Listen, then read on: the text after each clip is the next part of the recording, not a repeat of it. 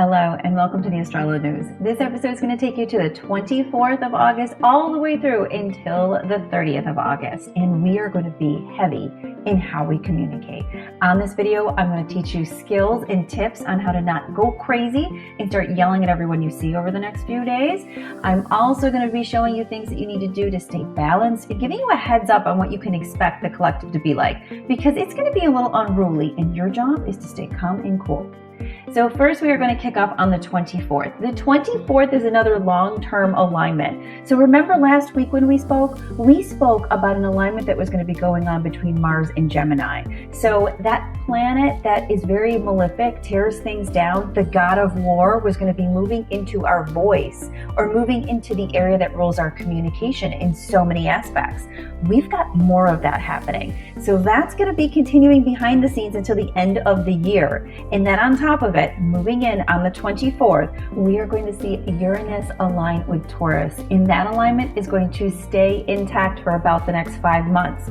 So real quick to break that down for all of you, we not only have the behind the scenes alignment still taking place between Mars and Gemini, we've got that Uranus in Taurus coming into alignment as well. So Uranus is another planet about breakdowns. Those breakdowns can be extreme. They could be emotional breakdowns, they could be physical breakdowns, they could be general breakdowns of past hurts, things that you have coming out of your system, things that you need to work on. Couple that with Taurus, which is all about the hurts within the heart, times when you feel wrong, times that you feel like you've been in a situation, in a relationship, and it hasn't gone your way. And this could be a recipe for disaster if you ride it into the more negative vibration. The more positive vibration will come out of you. If you can keep your head focused on the fact that you are the creator of everything around you, that you are not a victim to any relationship or anything you've ever been. As these emotions move through and these past hurts come up, you choose to tear them down in a good way. You choose to look at them as what formed you into the soul that you are. You choose to look at them as that you were a vibrational match to them in the first place, and that's why they took place. Every step you move away from being a victim is a step towards being a creator. And that is what we're all here to be. So super awesome opportunities are going to be unveiling over the next few months. In just a moment here, I'm going to show you a great energetic frequency pose to work with your alignments to make it so your energy can move through much easier. But we're going to talk about that in just a second. Then we've got the 26th. You guys all know that I talk all about not just the alignments, we also cover what's going to be going on in the algorithm of the energy. So we cover numerology. We cover so many different aspects on this channel that we pull it all together. So it all makes that much more sense and you have that much more information. On the 26th, we have a number 22 day. 22 is all about planning, building, being able to put together your vision for the future. So we have this day occurring right before we move into that really amazing new moon. And the new moon is always about manifesting. So you've got a major planning day where all the frequency energy is going to be in line for you to sit down with a pen and paper, take a deep breath, quiet your mind, and let the energy flow from you about where you want to be in your future, how you want to get there, in the plan of creating exactly what you're here to do. So do not waste this day. Definitely take some time out, even if it's just in the evening for 10 minutes, to brainstorm your next steps. Because right after that, those of you who are in the Astrolo class, you know all about that high octane energy moving in the 27th with that new moon. The new moon is always about manifesting. This particular moon is on a 9-day.